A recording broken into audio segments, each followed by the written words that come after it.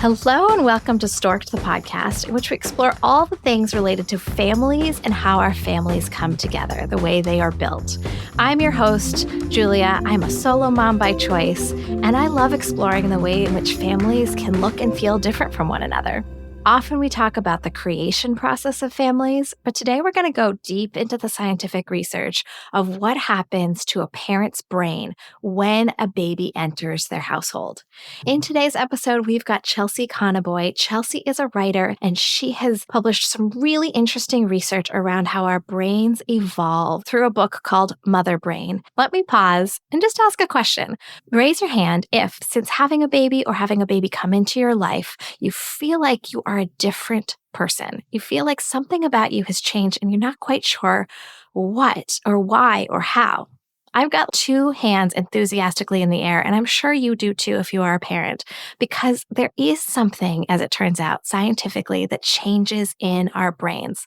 We call this matrescence, which is what happens to a mom's brain, but Chelsea's research really indicates that it applies to all brains, meaning if you are the dad, if you are a non-gestational carrier, if you have had a baby come into your life through surrogacy or adoption or any other mechanism, just by being in proximity with a baby and caring for a baby, our brains change so much. So Chelsea's going to talk about that experience of feeling your brain change through anecdotes, through deep scientific research, what is actually going on in our brains, by looking at the literature and the way in which science has failed us in understanding our brain changes, and the way in which we've come to believe, as a result of those failures of science, that only moms can be mothering and can truly have a maternal instinct or a maternal relationship. This is groundbreaking work, by the way, and I can't wait for you to listen to Chelsea's exquisite articulation of her research. If you love this episode, and I know you will, it goes deep, guys. This is deep research, lots of science, lots of facts, lots of data. But if you love that as much as I hope you will, please share it with a friend who might also love it. And don't forget to sign up for the newsletter, Let's Start a Family, in which we talk about these issues and these concepts and this emerging research in real time through a blog format. Here is Chelsea. Chelsea, thank you so much for joining us on Stork'd. We were just joking that it took a minute to schedule and reschedule this because life just takes over. And in so many ways, that's what your book is about. Yeah. The many ways that parenting can take shape and the neurology behind it. So I have been dog-earing and marking my copy of the book. I found it so illustrative. I want to hear a little bit about you today and what drove you to write the book and all that good stuff. So let's dive in. Would you mind sharing with our audience who you are and then we'll get started about the book that you've written? Absolutely. And thank you for all of that. I'm glad to be here. It's just how things go in parenthood, I think, because you never know. Deadlines have to be movable, right? Yes. I am a journalist. I've spent most of my career in newspapers. And when my first son was born in 2015, I was very ready for that pregnancy. My husband and I, we wanted to get pregnant. We were at the most financially secure point either of us had been in our adulthood. We were ready. And I used all of my skills as a journalist to do all of the things, to read all the books and go to the classes and educate myself the best way I could. And still, when he arrived, he was on the small side, and I was immediately filled with worry about him and about his well-being. And so I started right away trying to find the words that could help me understand my own experience as a new mother, and really found that in the parental brain research. And so I chipped away at that. And in 2017, after my second son was born, I became a freelancer and eventually got a book deal to write Mother Brain. And that's been my focus for the last few years, really trying to use my skills as a journalist to look at the science, but also to look at the cultural history of motherhood and of parenthood, and to talk to people who have made this big life transition to new parenthood about what it's meant for them and what it's felt like their internal lives. And I have to say, that's what I've loved the most about your work, is that I think my son is 2 and a bit, and I have tried talking with friends, reading the things, writing through my own newsletter and through podcasts like this to figure out how to articulate what the hell is happening to me. What does this parenting thing mean? And the best I can say is I feel like I'm an entirely new human. Yeah. On a cellular level, on an intellectual level, on an emotional level, on my values, and yet I'm totally the same. Right. And I can't figure out how to express that. And your book is the closest I've come to being able to say, this is what might be happening for me. Thank you for that. That's really so nice to hear. Yeah. It's still like so gratifying to hear that, because I wrote this book that I needed, right? It truly was grounded in this like pursuit of like me doing the same thing you're doing, of like trying to be like, how do I explain this? Nobody told me this is what it was going to feel like. I don't have the resources. Information is very much how I cope with things in life.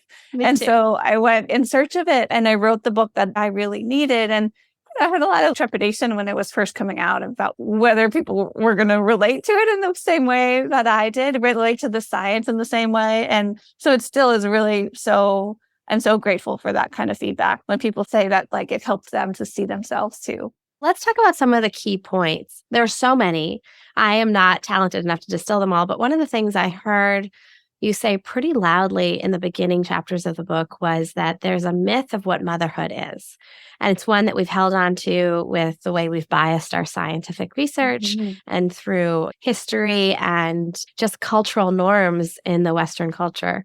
Can you talk to us a little bit about that myth? Yes. I felt so relieved when I first found the science, and how particularly the idea that all of the struggle I was feeling in new parenthood wasn't like a sign that something was broken in me, but rather that I was going through this really hard, tumultuous stage of development, and that it was actually productive. It was helping to shape me into what I needed to be as a new parent. And so I felt like my initial feeling was kind of relief, and then I started to feel angry. Like, why hadn't I heard the science before? And why weren't we talking about it? The parental brain field is somewhat young in humans. It's really based on 25 or so years of research, but it's grounded in animal literature that goes back half a century. So I felt like, why hasn't this narrative made it into popular culture and our conversation about what it means to be a parent? And as I really dug into that question, I realized it's because we have this other story that we tell that's so ingrained, which is that we have this maternal instinct that kicks in, that is something we are born with, that automatically turns on once we become pregnant or have a baby. And that is really distinctly female, that is this an essential part of who we are as women. And that idea is presented to us as if it's grounded in science, but it's not. It comes from, as I looked back, and I'm not the first person to do this, but as I really dug into history and to what feminist scholars have written over decades, I realized that this was an idea that's really rooted in religious and moral ideas about what it means to be a woman and what it means to be a mother, and that were then written into scientific theory by Charles Darwin and the people who followed him, and then by early psychologists who wrote instinct theory. And it has been carried forward even as feminist thinkers from the very beginning said, you've got it wrong. And then as scientists showed that it was false, it's still been carried forward generation after generation and kind of recodified and with new words and new thinking. And it's pervasive in our society, from how we have shaped clinical care for mothers, for gestational parents, the degree to which that care just falls off a cliff at the point that a baby arrives, because we treat new parents as if you've got this, like you have all of the biology that equips you for doing this work. It's also there in our complete lack of social policies in the United States that support young families. It's really everywhere. Yeah. And so I had so many reactions to this part of your work specifically. My first reaction was elation. I was so excited because when I talk to families, we talk to gay and lesbian families, and we talk to people who use surrogates or use egg donors Yeah. or adopt or choose not to parent. And this really gave this, unfortunately, the narrative that you're trying to dispel really maintains that feeling maternal or feeling loving to a child is reserved for somebody who births Has a child of their own biology. That has a pregnancy. And that excludes so many of us who are incredible parents. Exactly. Can you talk to us about how the science supports maybe a loving father or a non-gestational carrier? Maybe you're using a surrogate or your wife has carried or something like that. Yeah. So it's actually this book was preceded by I wrote a story for the Boston Globe, the Sunday magazine, about my experience of early motherhood and the maternal brain science specifically. And that was like much more focused. That piece was much more focused on pregnancy. And one of the questions, I got a ton of response to that story. And one of the most common questions was from adoptive parents who said, "What about me? What does the science say about us?" And it's such an important thing. Yeah. Yeah. And as I dug deeper into the research, one of the big conclusions of this book is that we have really dramatically misrepresented, underrepresented whose biology can shape them into really good caregivers. And the answer to that is anybody who dedicates their energy and their attention to caring for, to trying to meet the needs of a tiny, powerful baby. One of the points that I make over and over again in the book is that there are two things that shape the parental brain.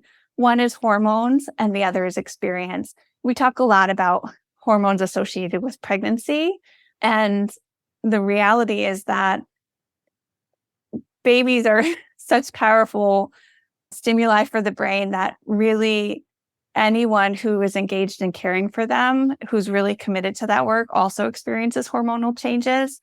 And that those hormones really are priming the brain to then be more plastic or more moldable.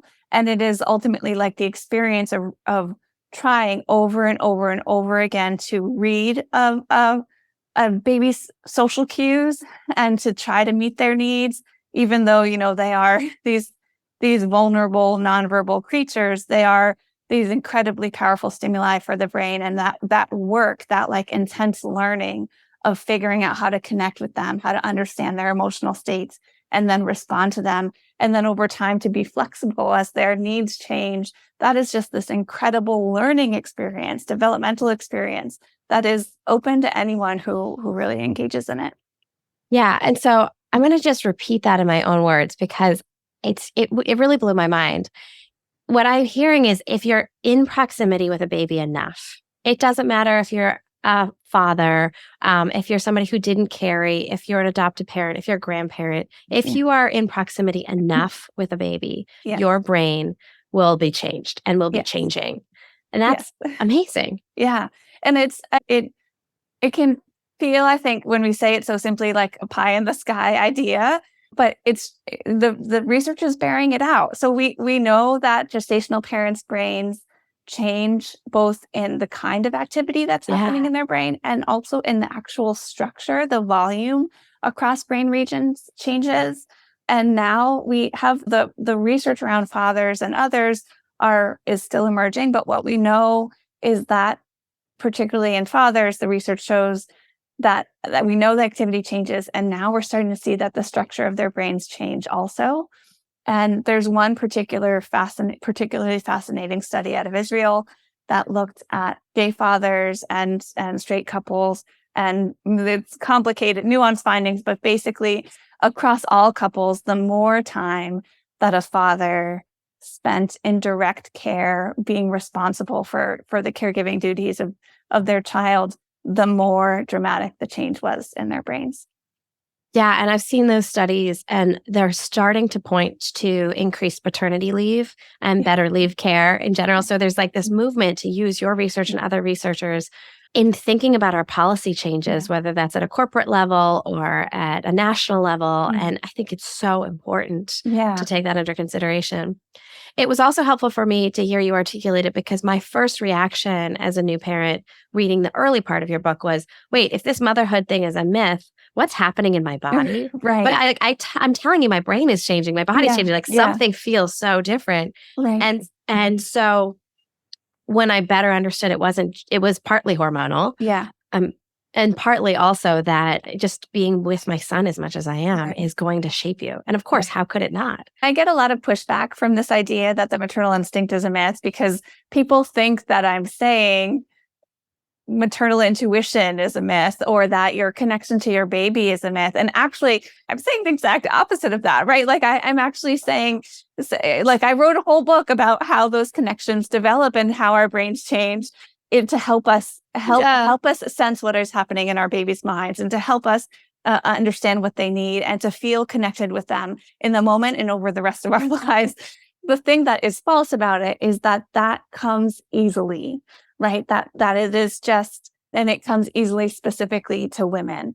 And the reality is that those changes are real and they are part of a distinct developmental stage that is both powerful and adaptive, but is also grueling, right? It is full of like turmoil and distress and requires support, not just for those people who experience postpartum mood and anxiety disorders, but every person who goes through this transition needs support. We don't have what we need. We're in this major stage of transition, and we need help to get through it in the healthiest way possible. Yeah.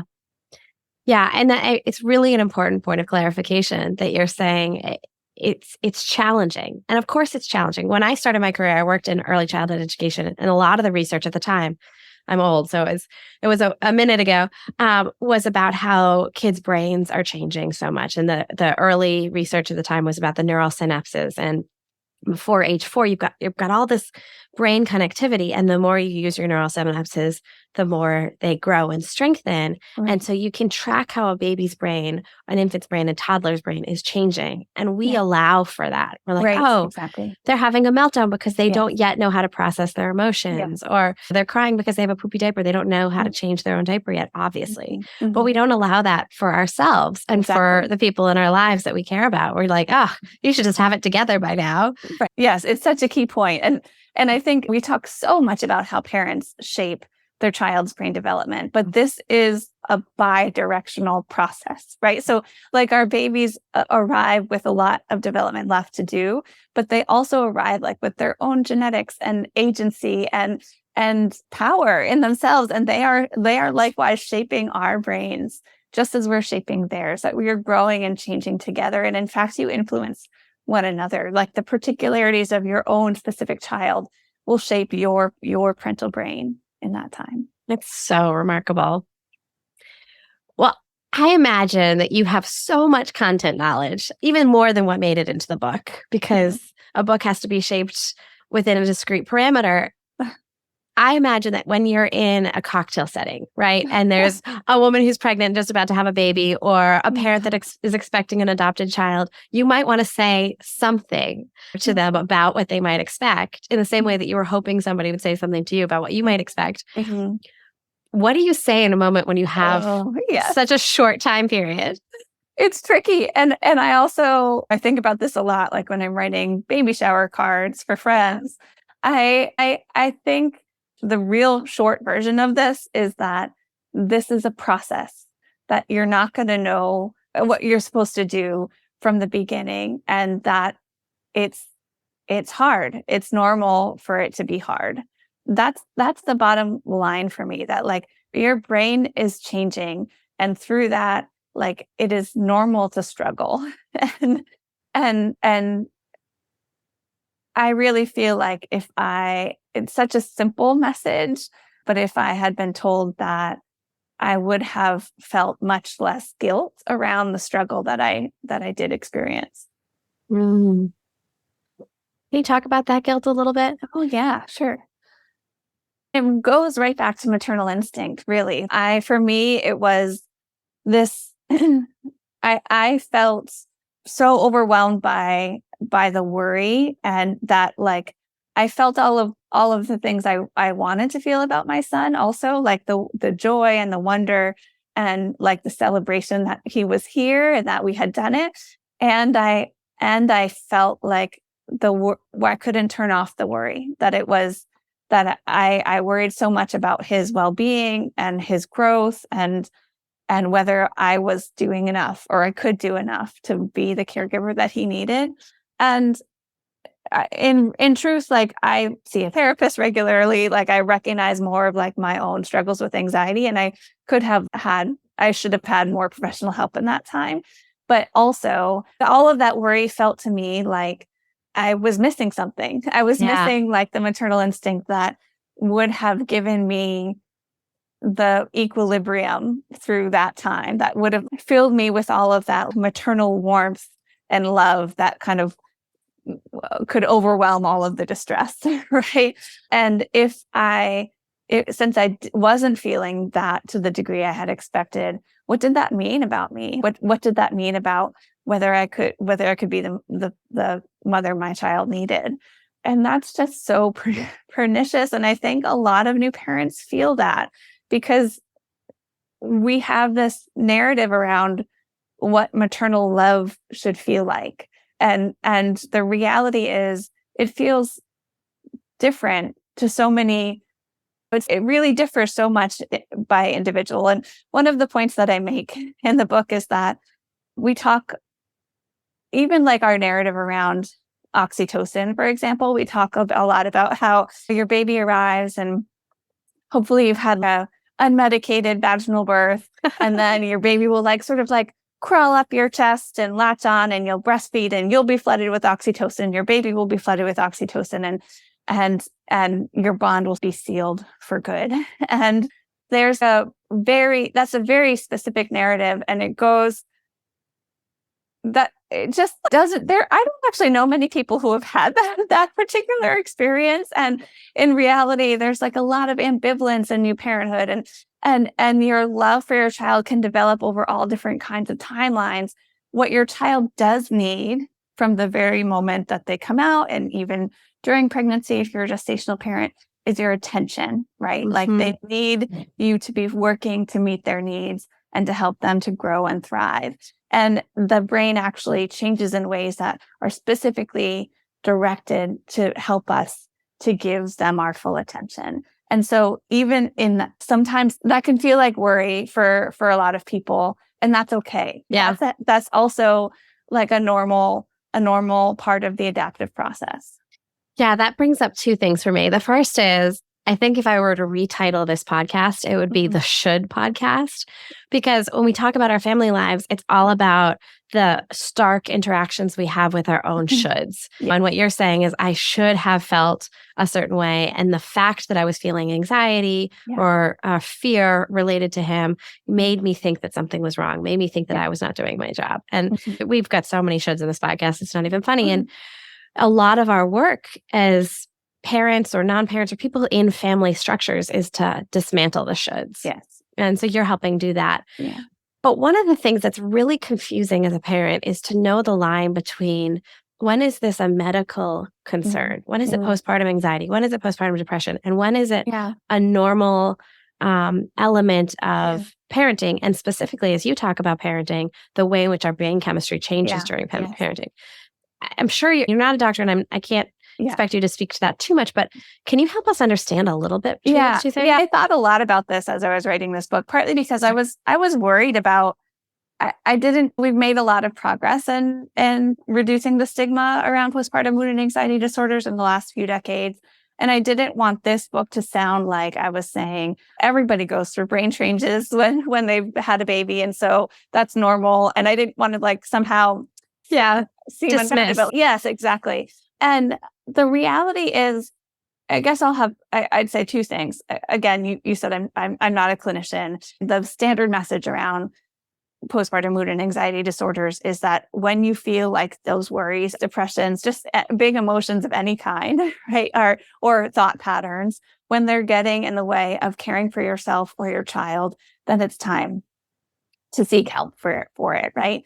But there's like a kind of second message here, I think, which is that we all need help. Like the reality is Yes. we all need help. And so I think that should be something that we use to even further reduce the stigma, that it is perfectly normal to ask for help, to need more than just yourself, your own resources, your own mental health resources, or your immediate family's assistance. It requires more than that to make this transition and to care for a baby.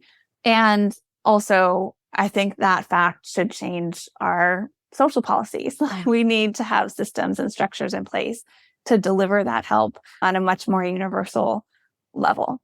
Oh my gosh, you're so good at anticipating.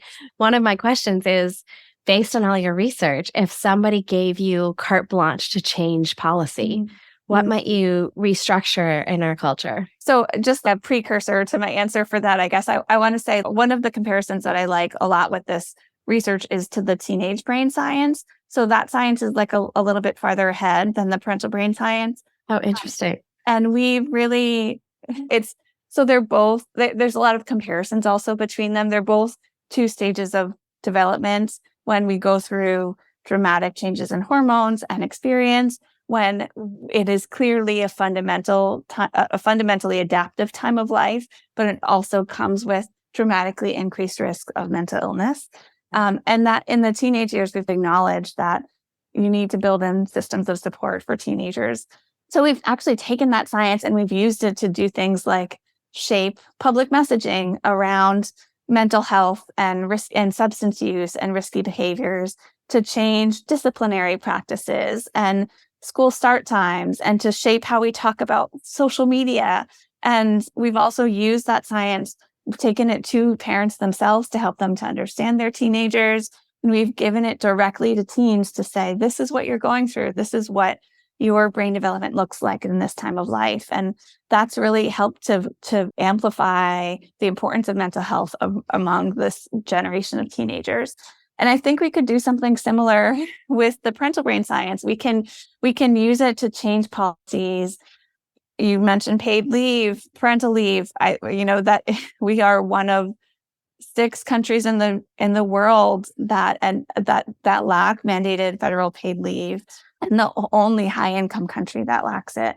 We can use it to change clinical care. We have dramatically less care available to new parents than most of our peer nations. In Germany, you get something like 16 home visits from a public health nurse in the weeks immediately following delivery. And that's a lot, but all across Europe and in Canada, there's much more access to healthcare in that postpartum time.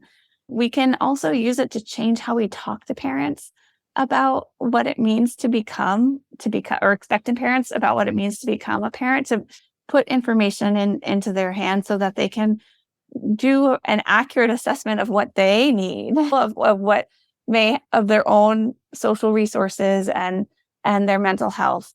I think it's also really important that we start screening people for risk factors for postpartum mood and anxiety disorders. We don't do that. You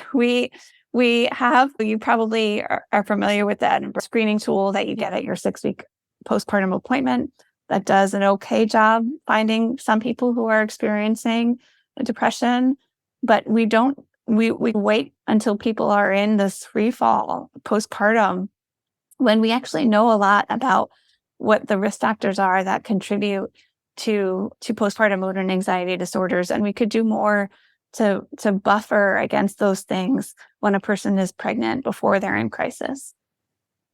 Wow, that's a really important handful of things. Supporting the many ways to support parents, including medical care, parental leave, et cetera. I want to talk a little bit about family dynamic changes, because we're talking about the parent. And so one of the weird things about becoming a parent is that you mentioned this a bi-directional relationship between you and your child. And in my case, that's my whole family. So when we're talking about my family unit, we're talking about the relationship I have with myself, we're talking about the relationship I have with my son, and the relationship he has with me. Yeah. Obviously, we have grandparents and others, but in that way, the math is very straightforward. Those are 3 points of relationship. each person that you add into a family has more and more complexity, right? If you've got a partner, you've also got to factor in your partner's relationship with the child's relationship with the partner, and your relationship with the parent, with their partner, when you've got siblings, et cetera. So have you looked at, can you talk to us a little bit about how family dynamics change as a result of the internal changes in your brain? Yeah. You've started to mention siblings and some of us. Maybe that's a direction we want to talk about. Yeah, it's tricky.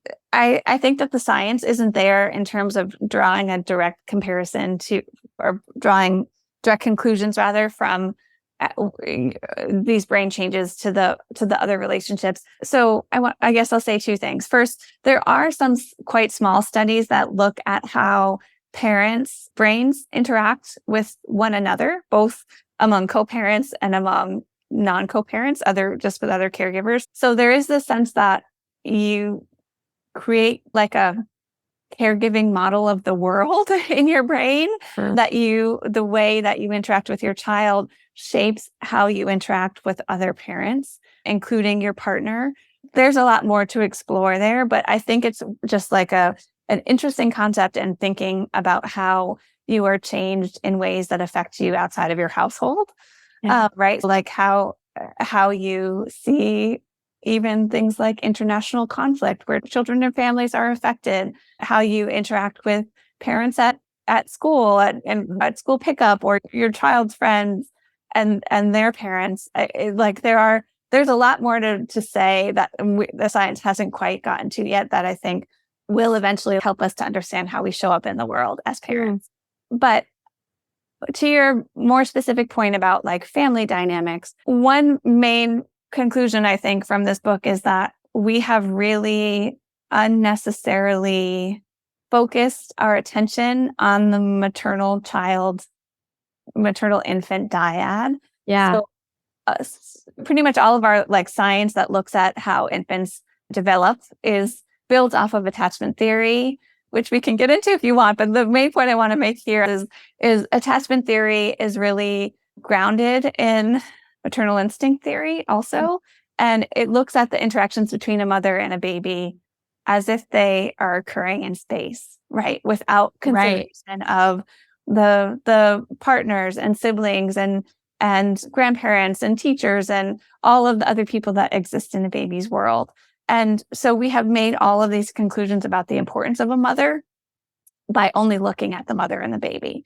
And we've missed a whole lot of other things. And so I think we have a lot to learn still, I guess is what I would say about this, is that we know that new parents' brains are changing alongside with their babies. And we know that this is true also about partners and other direct caregivers.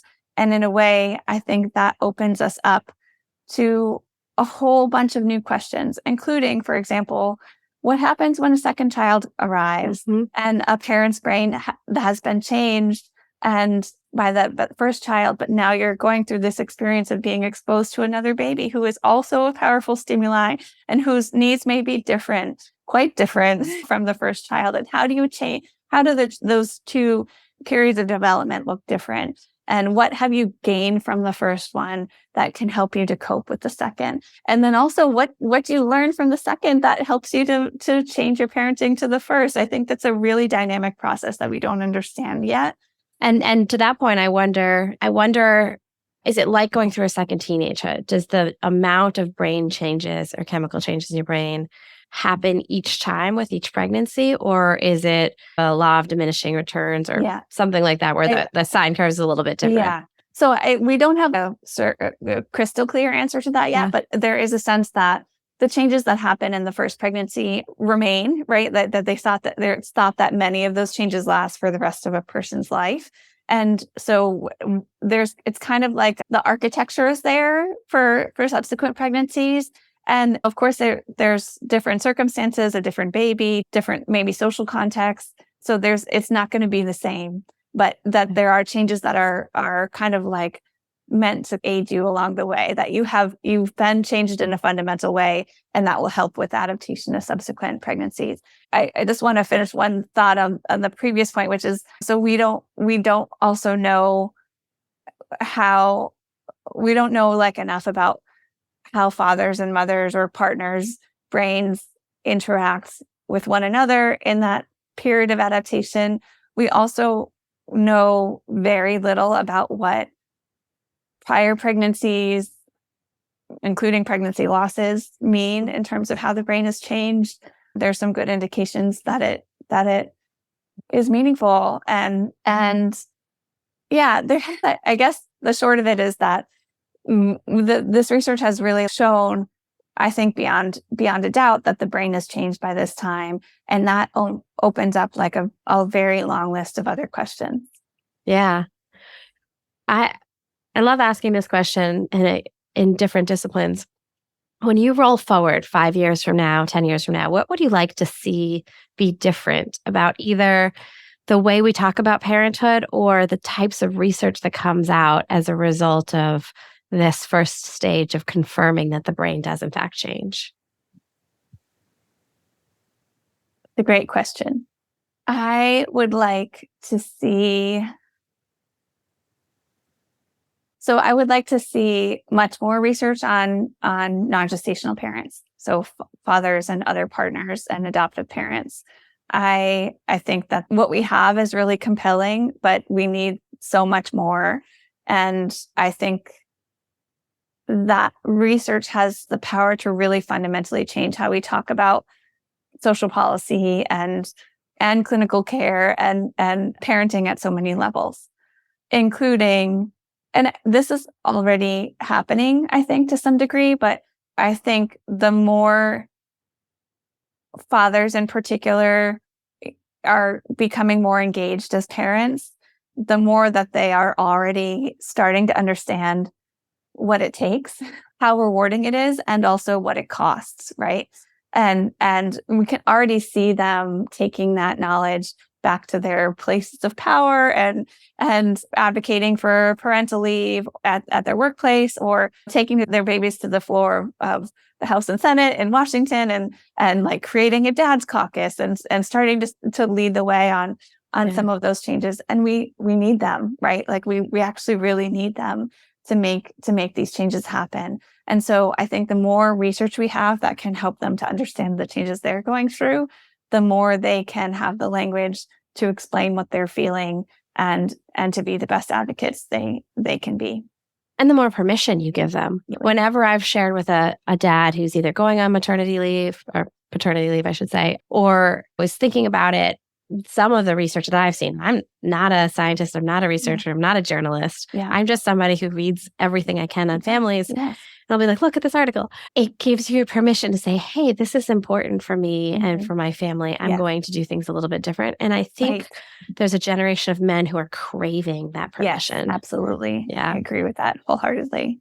And to your point, I think there's a lot going on in the family world, a lot around donor conception too, and egg donors are becoming more popular, surrogates are becoming more popular, and just understanding all the different ways in which a baby might come into your family, how we better support the parents and the baby's development. Yes. It used to be that there was let's hide this.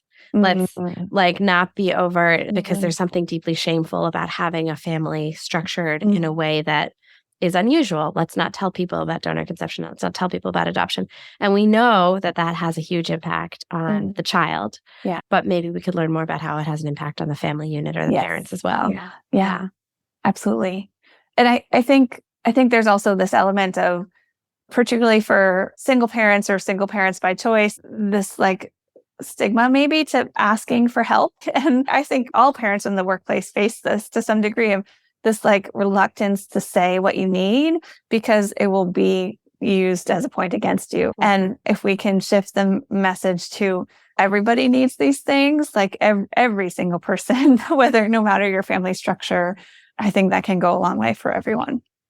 Yeah, I think that's so huge. I also think making the resources affordable or accessible, like your points about policy changes, most of those did not involve somebody saying, I need help and I can pay for it. And I think that's just really, really increasingly hard for families to get access to what they need, whether they're solo parents or not. Yes. Yeah, it was interesting. I found as a solo parent, I had more help in many ways because people felt more like, oh, you must need it. And so I will rush in and I'll provide it. And that was great. And I think with couples, there's sometimes this sense of they've got it and I don't want to intrude on their marriage or their relationship or their family. at the same time, there's so much current research right now that I think is inaccurate around how single parents are ruining society because our kids are they drop out of school more frequently and all that stuff. And I think the negative is that anyone who is a single parent has to be stronger and tougher and can't ask for help because you can't prove that line of reasoning is correct. And just to know, like all of that narrative around single parents, it's actually talking mostly about single mothers, right? Like that's who they're talking to. And that goes back to this like mother infant dyad. If your child is struggling, it's your fault. And like that you are actually all your child needs to succeed in the world. And so therefore if these numbers look like children of single parents are struggling, it's because you screwed up. Like the mother screwed up. In reality, if you sort for different variables, you get stories about poverty and access in which like the family structure is secondary, essentially. 100%. And I've been surprised, actually. I didn't know we were going in this direction with a conversation around your work, but I've been surprised recently. I've been getting a lot of hate on a very small Instagram channel for like exactly that. You guys should be ashamed of yourselves. You're ruining your kid's life. They're going to go into the system because you are a solo parent. And the shaming is so unfortunate, the blaming a parent. Well, and it's all connected though. Yeah. It's all connected because if you had intact maternal instinct, right? Yes. Like you would have made different choices. Right. That's what's underlying that narrative. Right. And I received around maternal instinct there is like just a very powerful system in place right now. And this is not conspiracy theory. Like this is real. Like our social structures, there is a whole system that is working very specifically to dig our family ideals in quotation marks deeper into American society that is like very threatened by, let me say this. So like maternal instinct has like been carried forth despite as a formative idea of American culture because it serves somebody and it's not serving mothers for the most part, right? It's not serving new parents. It's serving our economy and our power structures and the people who benefit from that unpaid labor and emotional labor. And that's real. That's real. And this backlash is all related, I think, to the undermining. I think it's a reaction. The hate you receive and the hate I receive are connected in that we're challenging these narratives that have been really oppressive to mothers for so long. And I think it's directly a sign that it's working. Right? What we're doing is meaningful to people and it's working. So it has other people feeling scared. I agree with you 100%. And I'm reading behind the subtext of what you're saying. And I agree with that too. I think that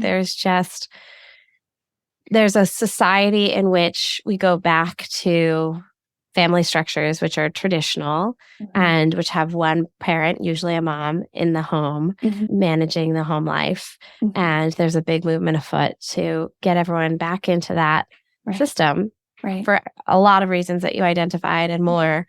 But your research is showing that doesn't actually even work for the people who think they want it, right? The dad's brains and the other caregiver brains are left missing something because they're not engaging in the family life in the way that they could be. Can I tell one very quick story from the book, which is back in the early part of the 20th century when the early psychologists were writing instinct theory, there was this one woman, Leda Hollingworth, who wrote an essay in response to them saying, this maternal instinct is false. We see what you're doing and you're trying to make all of this look easy and it's not. She actually said that you're using the same tools that are used to compel soldiers to go to war are being used to compel women to have more babies. And in particular, she meant white women. That's who maternal instinct theory was really aimed at. And she said, this is a cheap device. At some point, it's not going to work anymore and you'll have to pay us. And I think we're at this like breaking point where you look at our falling birth rate and the social debate around policies to support young families and the vitriol that we've experienced. And I think we're at that point of this isn't going to work. This isn't going to work anymore. And now you have to pay us, quote unquote, by if you want for us to keep having babies, you need to fix the systems that are so broken that make it impossible for us to do so. Yeah. And instead, we're getting a push to fix yourself. Yeah, exactly. Which is why the shame comes in, whether it's shame around I'm not parenting correctly, or shame around my family structure looks differently than what I'm told it should be, or shame around I want this in my life, but I don't think I can have it. Yeah. Which comes up a lot in this spot. The shame, it's not ours. It's not something that we own. It's something we've internalized that's been given to us by God knows who. Yeah. Yeah. That's a really good anecdote. And I remember reading that in the book and thinking, oh, this person had so much guts to say that. A century ago. It's incredible. There's a ton of little nuggets like that in your book, and we got to some of them, and I really appreciate that. Is there anything that we've missed that you think, I really want somebody to hear this? Yes. I guess one small thing in the context of this podcast in particular, which is that we talk a lot about parents, but actually, when you look back at the development of the human brain over time and human sociality in early humans, like the reason why this isn't only a process that gestational parents go through, but that's universal, is that from the very beginning, human parents have always relied on more people to care for their children. That's always been true. We get this narrative that it's like the nuclear family is the fundamental element of human nature, but it's not the case. That we've always relied on many adults to raise our children. It's in fact like how the earliest humans started to have children in closer succession, which is different from other primates, and that's the thing that helped us to become the dominant primate species on the planet. That is because we had help. So human mothers have always been really important, and they've never been enough. Yeah. Yeah. And you've got more research on this, but around the grandparent brain and those changes in the grandparent brain and the reason that we have grandparents around. Yeah. That grandmothers were among those early helpers, and that helped human mothers to have more babies, and also shaped the adult brain. And by one theory anyways, it's what gave us menopause, because some grandmothers lived longer, which helped them to take care of their children after they were done having their own, and then they carried their longer living genes forward, and so over time extending the lifespan and extending menopause. Yeah, it's all so interconnected. Yeah. There is one question that I forgot to ask, and I think it's particularly relevant for you, which is, how has your work shaped your perception of what family means? Yeah. Oh, what family means. Interesting. I get a lot how has it shaped my parenting? I'm happy to hear that too. No, but I can answer the one you asked. I think at a fundamental level, I grew up Catholic, and the nuclear patriarchal family ideal was very much a part of my upbringing. And so I think doing the research for this book, even if I think also much of the idea of maternal instinct, even if I wouldn't have articulated that, was also very much part of my own expectations of myself as a mother. I think doing the research for this book really helped me to recognize all of that, and also to really want to work harder to expand the network of people that are family for me and for my kids, to really try to work to find that village, right? And I haven't figured that out yet, but it's definitely motivated me to try in different ways than I did before. Yeah, it's increasingly the answer to that question is starting to sound like community and family are one and the same. Right. Which your research demonstrates. And that's so interesting. I was going to ask you the parenting one, and then we went in a different direction. But so I guess if you have 1 minute, how does your work shape your parenting? Yeah. Has it changed how you behave with your kids? Absolutely, for sure. In a pretty huge way, I think. So for one, it allowed me to look back on those early months as as a mother and just give myself more grace and to let go of the guilt, which is really important long-term for me as a parent too. But I think the thing that has shaped me the most is this idea, like just knowing that I have adapted in a way that helps me to read and to understand my kids. We're just bombarded with all of this advice about how to parent and what to say when your child does this and how they should respond. And Instagram is full of lots of like helpful advice and then all just too much of it. Yeah. So it's really, really easy, especially when your child is going through a new stage of development or a new stage of life, to get lost in all of that advice. And I think I still read a lot of that, but then knowing what I know about my brain helps me also to say, but I can also just turn and look at my kid, right? Like I can look at my kid and work to understand what they need through the connection that we have with one another, which isn't always enough, especially with the trickiest stuff, but it often is enough. And that has helped me to release a lot of that outside pressure and guilt, and has also deepened my connection with my sons. My gosh.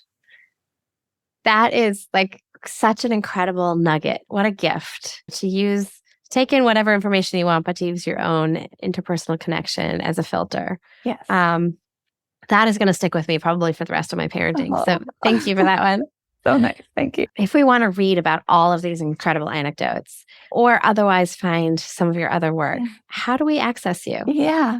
So I'm on Instagram as chelsea.wonder, WONDER. I have a website at motherbrainbook.com.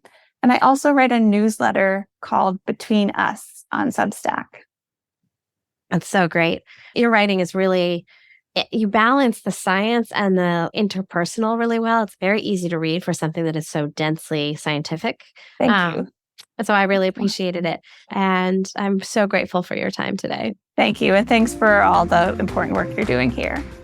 Thank you for listening to Stork'd with your host, Julia Carroll. This podcast is changing the conversation around the ways people define and create family. If you like what you hear, please support us by sharing with friends and following on Instagram at Stork'd_podcast. We also always appreciate it when you rate and review us wherever you listen to your favorite podcasts. For more information, visit storkedpodcast.com to sign up for our newsletter. That's STORKD podcast.com.